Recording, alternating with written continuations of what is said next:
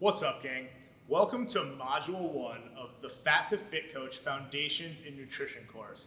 I'm super excited to have you guys start this program. In Basics in Nutrition, Module 1, we're going to go over things that are going to kind of help you build a foundation of knowledge that's going to help you build your sustainable diet plan for you, okay? So what we're going to talk about are some definitions, just some basic things you need to know. Some things that kind of help you out that I found that along my journey really kind of helped me out. And these weren't things like people told me. It was things that I learned through trial and error over the 15 years it took me to lose 350 pounds. So I'm going to start, we're going to go through some definitions, okay? Because I think words really matter. The way we define things really matter, because when we have certain words, we associate them with certain things, right? And so I want to start just basic nutrition. What is nutrition? Nutrition really is just a conglomeration of all the nutrients you're getting, right? And to have good nutrition, you really just need to make sure that you're getting a balanced diet and getting all those proper nutrients, right? And you can look up all those numbers. All of them are RDA values on the FDA website, and you can look up what the minimums are that you need. And if you're getting that and hitting those numbers, you are, good nutrition regardless of the foods you're eating, okay? When we talk about diet, guys, okay, a lot of us have this negative mindset around what a diet is, and rightfully so, guys. In this day and age, in this culture we live in, it's a diet culture, right? It's okay, go on this diet. Oh, you gain this diet now. Okay, this is the next, keto's the next thing, right? The next celebrity is promoting this specific diet, and you bounce back and forth, and that's called yo-yo dieting, right? Bouncing back and forth. And I'm sure most of you, myself included, have struggled with yo-yo dieting, right? It happens all the time. It probably just happened over the holidays. You gained 5 or 10 pounds because you were enjoying yourself, having a good time with family, enjoying some good food. And now all of a sudden you look down at the scale and you weigh 5 more pounds and you freak out, right? And all of a sudden you look on the internet and you start typing and you go, which celebrity has the best diet right now to lose the weight the fastest? And you're like, cool. Oh, great. Gwyneth Paltrow has a new diet, and it helps me lose 20 pounds in 3 weeks. Guys, no, it won't, okay? We need to find something sustainable. So all our diet means, it doesn't mean any of that, guys. All our diet is what you eat, right? What I eat is my diet. What you eat is your diet. There's no specific diet for you, and that's always the problem, right? Is that we're looking for this specific diet for us, but these are all just cookie cutter, templates, no matter how much somebody tells you it's not. And so that's what we're doing here, guys. We're getting an education in nutrition, getting an education in the basics of dieting, so you guys can go and you can specifically create a diet for you. You can do it, not somebody else, not some celebrity. You can create your own diet to fit your lifestyle and your needs, and to make you look the way you want to look. Because at the end of the day, that's why we all do it, right?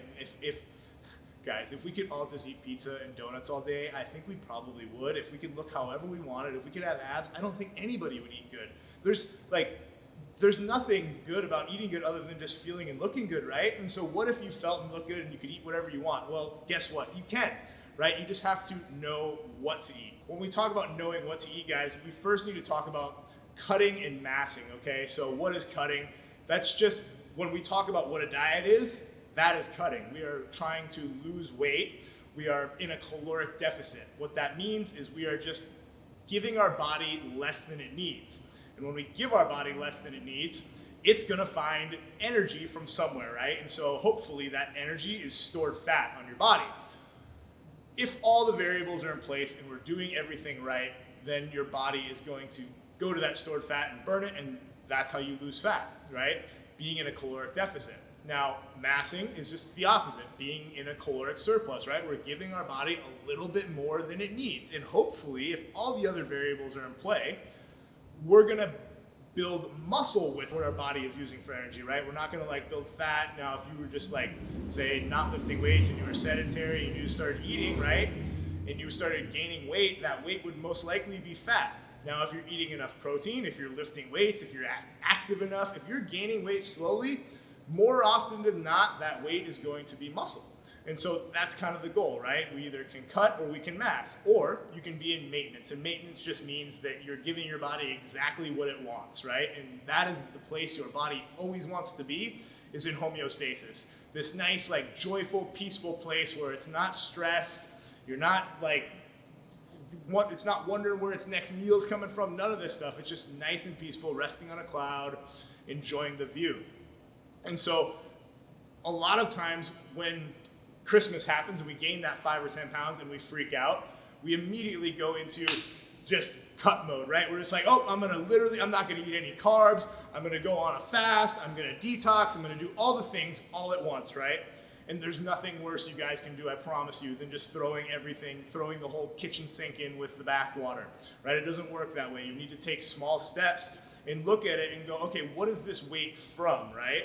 And so when we talk about what the weight is from, we need to talk about how many calories we should be eating. And to know how many calories we should be eating, we need to know what our BMR is, guys. And BMR is our basal metabolic rating. And what that is the number of calories that you burn at rest. So if you were just slothing around on the couch all day, not moving, how many calories your body needs to just let the heart function, to have the liver function, for your brain to function, right? That takes calories. And so there's some equations. You can go online and just kind of plug in your weight and your height, and it'll tell you how many calories your body burns at rest. It's not very different per person. It's pretty similar. If you're about the same height and weight as somebody else, you're gonna burn about the same amount of calories, right? Age really isn't much of a factor either. So as we age, we kind of think that our metabolism may slow down a little bit. Well, it does a little bit, but more so it slows down because our lifestyle changes, right? When we're young, we tend to be more active. We tend to be up and out all the time. Probably working out and probably eating better because of that, right? As we age, life gets tough. We get busier. We are sitting at the office more hours. You have less time to be active. You end up going out and eating the easy, accessible fast food more often, and all of a sudden we gain weight and we blame it on age, saying that, oh, our metabolism slowed down. It's just lifestyle factors, guys. So if we kind of know how to structure our diet, if we know the basics of nutrition, we're able to get around that. We're able to circumvent all that nonsense, right? And go directly to the source. So that covers all the definitions we need to go over. We could go over what a calorie is. I mean, it's not super important, really. All we need to know is that how many calories we need, or how many calories our body needs, that BMR number. But basically a calorie, which is something we've all learned in biology class like freshman year of high school, we just don't remember it, is that a calorie is the energy it takes your body to raise 1 gram of water 1 centigrade. What that actually means, I do not know, so do not ask me, and it does not matter. For all we care, calories could be tiny little gremlins running around inside your bloodstream, pulling and putting fat inside your body. It doesn't matter, guys. What we want to do is figure out how many calories we need, and in module 3, we are going to calculate our calories. What I want to talk about next, guys, just something that's super basic and something that we have to do. It's a must, okay? I cannot stress enough how important tracking your progress is, okay, guys? And there's a number of ways that you can track your progress, but there's nothing more basic than keeping track of how we are doing, right? If you don't know how you're doing, you don't know where you need to go.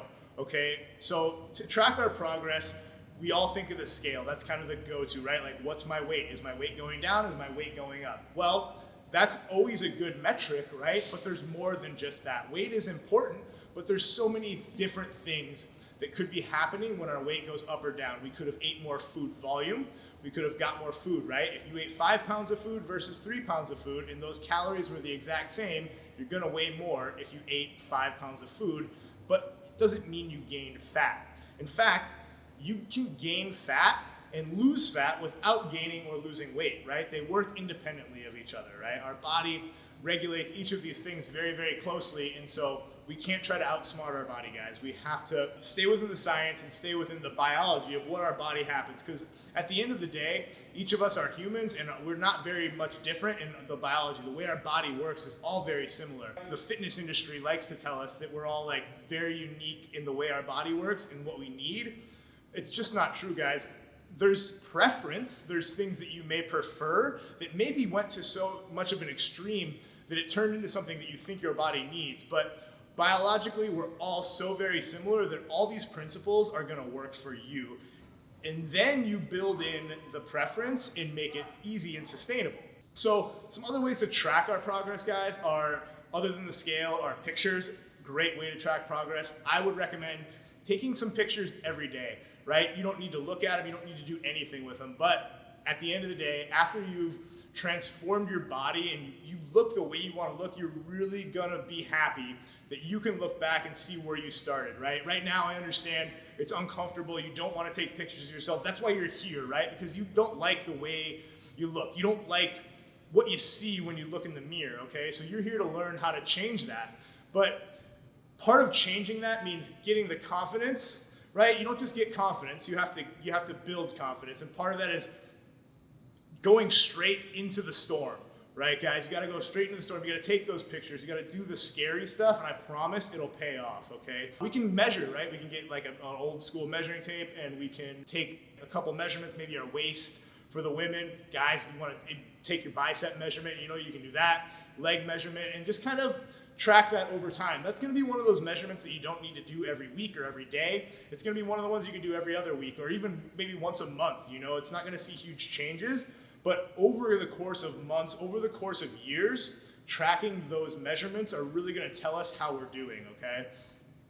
Some other things that we can track, guys. We can track our energy levels, right? Like if you're feeling great, if you're feeling good, you know that your body is getting enough calories. If you're feeling like garbage, if you're feeling awful, you're probably not giving your body enough calories, okay? So something we really want to make sure we're always doing is feeling good. You should never let your diet compromise the way you feel, okay? Your diet should make you feel better. And so tracking that, just like on a scale of 1 to 10 or something like that, 1 being like, I feel like absolute crap, and 10 being like, I feel amazing, like I can jump over the moon. And just tracking that every day, guys, is gonna be really helpful. Another thing we can kind of track is our sleep quality, okay? So, gosh, there is nothing more important to changing the way your body looks, guys, than getting proper sleep. What that means is that you're getting at least 7 hours a night. Anything less than 7 hours is considered sleep deprivation, and a lot of things start to happen then, right? Maybe not right away, maybe not things you might notice, but your skin's gonna start to get worse, right? You're gonna start to gain weight, even though you're maybe still eating like exactly like you were. Maybe you know, are doing everything the same, you start gaining weight. The first thing I want you guys to go look at is how you're sleeping, okay? So we're gonna track that the same way that we would the energy levels on a scale of 1 to 10. 10 being like, I had amazing sleep, I got 7 or 8 hours, slept like a baby, didn't wake up once. 1 being like, I literally got 2 hours of sleep, and it was like 2 hours of tossing and turning, okay? If we go there, we can kind of look and we know, okay, that's why we want to track multiple metrics. We want to track our weight.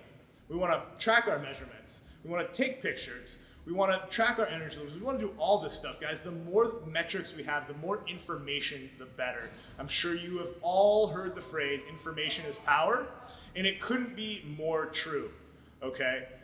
The more information we have about what we're doing and the progress we're making, the more accurate changes we're able to make, the more accurate direction we are able to go.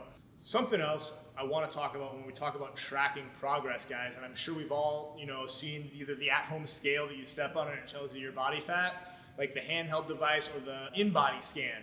And basically what that is sends a shock wave, like a little shock through your body, a little electric pulse through your body that reads, your water levels and kind of estimates the density between certain layers of tissue, right? And the idea behind this is it's able to tell you your body fat. Well, in my experience with clients, nothing more detrimental and more inaccurate than these body fat tests, right? Guys, our body fat level, the actual number does not matter. Nobody knows it. The only way to know it, in fact, the only way to know the body fat level, your body fat level, is if you died and they dissected all your fat and weighed it on a scale. It's the only true way to know your body fat level, so does it really matter? No. Even pro bodybuilders who go on stage don't know their body fat levels. Are they a very low body fat level? Yes, but the actual number doesn't matter. So stop stressing about this number and just kind of track the metrics we talked about, guys. The scale, the pictures, the measurements, the energy levels, and the sleep quality are gonna be far better metrics than measuring your body fat level inaccurately, okay? It's just gonna mess with your head, so just ignore those, guys. That kind of goes through all of our tracking methods we wanna talk about, and some other nutrition basics that we just kind of need to touch on are one, adherence. At the end of the day, adherence is probably the most important thing that we need to do, right? If you're not adhering to the plan that you have set, to the diet you have set out, right? No matter what that looks like, you're not going to be successful in your goals, okay? And there's a number of ways that we can help better adhere to our diet. We can create strong habits like we'll talk about in module number 5, and we can create goals that are gonna help drive those habits like we're gonna talk about in module number 6, okay? So we'll get there. Adherence is one of those things that will happen over time. You just need to be patient, right? And that kind of leads me to the next nutrition basic that doesn't get talked about a lot is patience. Something that I experienced, that I discovered on my journey of losing over 150 pounds was that patience was key. There were times where there were entire years where I may have only went up or down 5 pounds and it felt like a complete failure, right? However, I was creating forward momentum. We were going up the hill, and so we don't always see those results, and we have to have patience, guys. Patience is so important when it comes to changing the way you look, okay? If you don't have patience, you're gonna rush yourself, and you're not gonna be able to sustain your results, okay? Patience leads to sustainability, all right? And so I cannot stress enough, guys, be patient with this journey. Know what you are doing. Have confidence in what you are doing. Have confidence in the plan that you have set out for yourself, because without it, you will fail, I promise you. But with it, you will succeed. After talking about patience, kind of going along with that is something that's not super exciting, right? Is meal consistency. A lot of our problem, we snack, we don't sit down for dinner, right? We don't sit down for lunch, we're on the go, and that's understandable and it's okay and we can work around that. But having a consistent meal schedule is going to be so important, guys. It's, again, something that doesn't get talked about a lot when we talk about things that you need to know when we're talking about the basics of nutrition. And keeping a consistent meal schedule, so having set times, doesn't matter what those times are or how many time feeding windows there are. As long as it stays consistent, our body likes it. Our body wants that consistency. We're disrupting it. We're stressing our body by not giving it enough. We're not giving it as much as it wants, and so it's stressed out. And so we need to do everything else we can do to make it comfortable, like sleeping good, making sure that we're getting the right nutrients, because we're eating less calories, we're more likely to not get the proper nutrients. And so as long as we're doing everything we can do to make our body happy, we can really go ahead and not give it enough food, and it's gonna be just fine, and it's gonna lose just fat, okay? That's the key, guys. It's the sustainability, the patience, and the adherence all come together, and it creates fat loss, not weight loss. And at the end of the day, like I said, you guys might not know it yet, but fat loss is what you're looking for. Weight loss is what you think you want. It's what fitness, it's what culture has told you want. But let me tell you, you don't. You want fat loss, muscle gain, body recomposition, guys, and that's what we're gonna be doing here, is learning how to recomp our body, okay? So we've gone through everything in module 1. We've talked about the definitions we need to know. We've talked about how to track our progress to know if we're getting results or not. We've talked about adherence, patience, and meal consistency, the 3 things that will create sustainability in our diet, guys. Stay tuned and strap in for module 2, protein, carbs, and fat.